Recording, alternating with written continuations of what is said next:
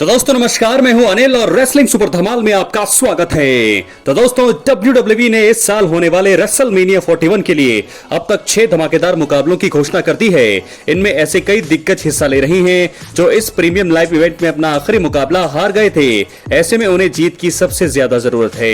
अगर ऐसा होता है तो इससे उनकी बहुत ही ज्यादा बढ़ाई होगी, बहुत ज्यादा उनको फायदा होगा। इसको ध्यान में रखते हुए आइए जानते हैं कि कौन है वो 3 दिग्गज जिन्हें रेसलमेनिया 41 में दोस्तों हर हाल में जीत की सख्त जरूरत है। इसलिए वीडियो के अंत तक बने रहें और अगर आप चैनल पर नए हैं सब्सक्राइब करने के बाद ऑल पर क्लिक करें क्योंकि ये फ्री है और यहाँ आपको हर प्रकार की रेसलिंग जगत से जुड़ी हुई तमाम जानकारी मिलती है और मिलती रहेंगी। कौन है वो 3 दिग्गज जिन्हें रेसलमेनिया 41 में जीत चाहिए ही चाहिए? तो चलिए दोस्तों बात करते हैं हम सबसे पहले सुपरस्टार की, जो हैं इस समय हील बन चुके हमारे 16 time world champion John Cena. जी हां दोस्तों, जॉन सीना को रेसलमेनिया 41 में अपने टाइटल मैच के दौरान जीत की सबसे ज्यादा सख्त जरूरत है। दोस्तों आइए आपको बताते हैं कि ऐसा क्यों। वीडियो के अंत तक जरूर बने रहें। और सबसे पहले आपको बता दें, जॉन सीना ने इस साल कई धमाकेदार चीजें कर दी हैं। वो न सिर्फ एलिमिनेशन चेंबर मुकाबला जीतने में कामयाब रहे, बल्कि उन्होंने इसके बाद कई सालों के बाद हील टर्न लेकर फैंस को हैरान कर दिया था। चैंबर मुकाबला जीतने के कारण वो रेसलमेनिया 41 में कोडी रोड्स को उनकी अनडिस्प्यूटेड WWE चैंपियनशिप के लिए चैलेंज करेंगे। जॉन सीना के लिए मुकाबला जीतना बेहद जरूरी है क्योंकि इससे पहले वो रेसलमेनिया 39 में आखिरी बार शोज ऑफ शोज में मैच लड़ते हुए नजर आए और हार गए। उस समय के United state champion Austin theory ने उनको हराया था। जॉन सीना उस हार को भूलकर इस साल 17 टाइम वर्ल्ड चैंपियन बनने की पूरी कोशिश करेंगे। और वैसे भी ये जरूरी क्यों है? क्योंकि वो हील है, 21 सालों के बाद वो हील बने हैं और हील बनने के अपने पहले ही मैच में अगर उन्हें हार मिलती है तो पूरा का पूरा हील कैरेक्टर जो है, उनका करियर जो है इसका पूरी तरीके से बर्बाद होगा। इसलिए जो है ये जीत बहुत ज्यादा जरूरी है और ये आखिरी बार रेसलमेनिया है उनका, ये भी आप नोट करिएगा।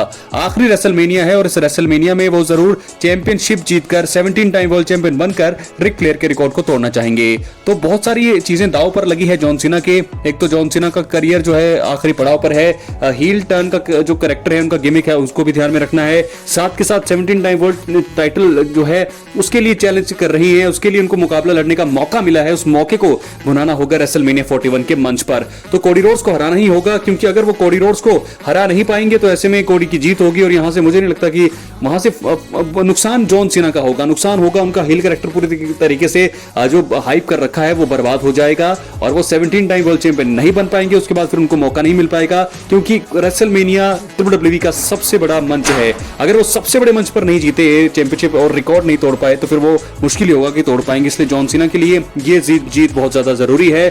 इसलिए दोस्तों सबसे पहले दिग्गज हैं जॉन सीना जिन्हें रेसलमेनिया 41 में जीत चाहिए ही चाहिए। तो दोस्तों क्या लगता है आपको कि क्या जॉन सीना रेसलमेनिया 41 में अपनी चैंपियनशिप को जो है नए चैंपियन बनेंगे? क्या 17 टाइम वर्ल्ड चैंपियन वो बनेंगे?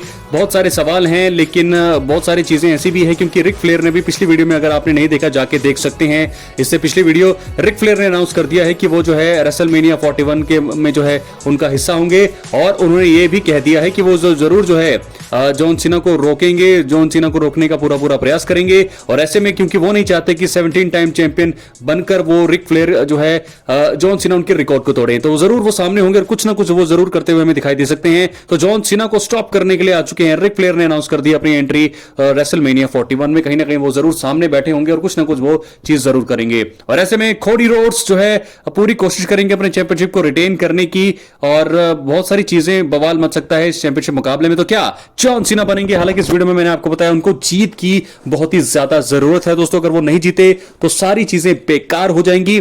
तो ये चीजें दोस्तों मुझे नहीं लगता कि होने वाली है, लेकिन जॉन सीना की जीत मुझे तो कंफर्म लग रही है। अब हम बढ़ेंगे अपनी अगली स्टोरी की तरफ, अगले सुपरस्टार की तरफ जिनको बहुत ही ज्यादा जरूरत है इस जीत की। वो है best in the world CM Punk. जी हां दोस्तों, सीएम पंक के लिए रेसलमेनिया 41 में ट्रिपल थ्रेट मुकाबला जीतना उनके 12 साल पुराने बुरे अनुभव को पूरी तरह से मिटा देगा। दोस्तों सीएम पंक ने सर्वाइवर सीरीज वॉर गेम्स 2023 के जरिए WWE में 9 सालों के बाद वापसी करी। उसके बाद वो पिछले साल रॉयल रंबल 2024 के दौरान चोटिल हो गए, जिसकी वजह से वो साल के सबसे बड़े शो से जो है पूरी तरह से दूर हो गए थे। ये उनका वापसी के बाद पहला रेसलमेनिया है और ऐसे में वो इसको जीतकर इस प्रीमियम लाइव इवेंट में अपनी हार की पूरी यादें मिटाना चाहेंगे। सीएम पंक ने 2013 में दी अंडरटेकर से मैच किया था जिसमें उन्हें हार का सामना करना पड़ा था। इस साल सीएम पंक का मुकाबला रोमन रेंस और सेथ रॉलिंस के साथ एक ट्रिपल थ्रेट मुकाबले में है।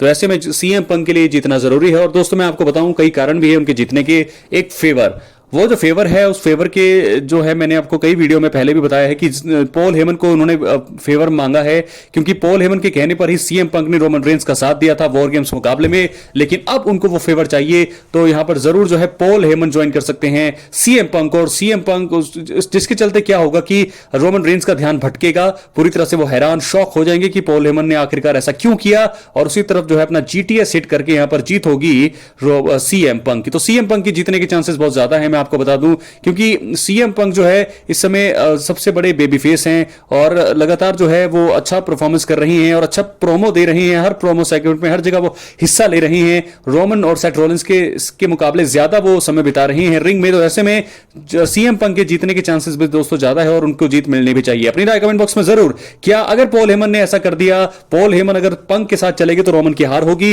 और जीत होगी सीएम पंक। अब हम बात करेंगे तीसरे और आखिरी सुपरस्टार की, जिनको दोस्तों सख्त जरूरत है अब तो रेसलमेनिया 41 में जीतने की, और वो है हमारे ट्राइबल चीफ रोमन रेंस।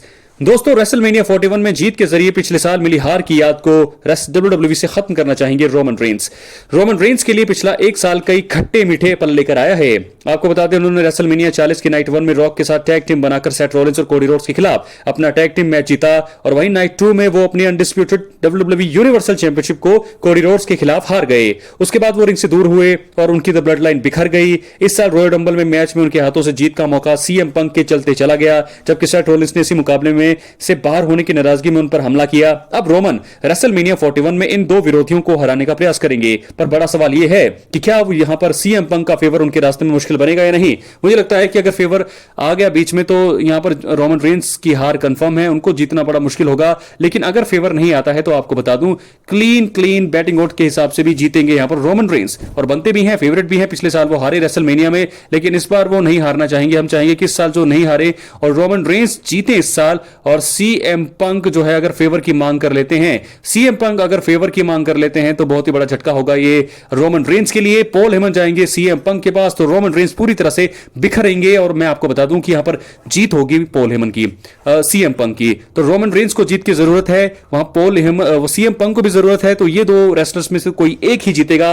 अगर फेवर की मांग करी पंक ने तो पंक जीतेंगे, अगर फेवर बीच में नहीं आया तो रोमन की जीत होगी। फेवर के पहले ही अगर रोमन ने कुछ कर दिया तो वहां पर जीतेंगे रोमन रेंस। तो तीन बड़े सुपरस्टार जिनको रेसलमेनिया 41 में जीत चाहिए ही चाहिए, number 1 John Cena, CM Punk और रोमन रेंस। ये तीन सुपरस्टार है जिनकी जीत से WWE को हमेशा फायदा होता है, और इस बार भी होना चाहिए अगर वो जीते तो जॉन सीना की जीत तो कंफर्म लग रही है, लेकिन कुछ भी हो सकता है दोस्तों, लेकिन उन्हें जीतना चाहिए। सीएम पंक को जीतना चाहिए अगर फेवर की डिमांड करते हैं वहां, और रोमन रेंस के लिए भी जीतना जरूरी है, क्योंकि पिछले साल वो हार गए थे और पिछला एक साल बहुत ही बुरा खट्टा उनका अनुभव रहा है। क्या है आपकी राय, अपने कमेंट बॉक्स में जरूर दें। दोस्तों मिलते हैं अगली वीडियो में, बहुत बहुत धन्यवाद।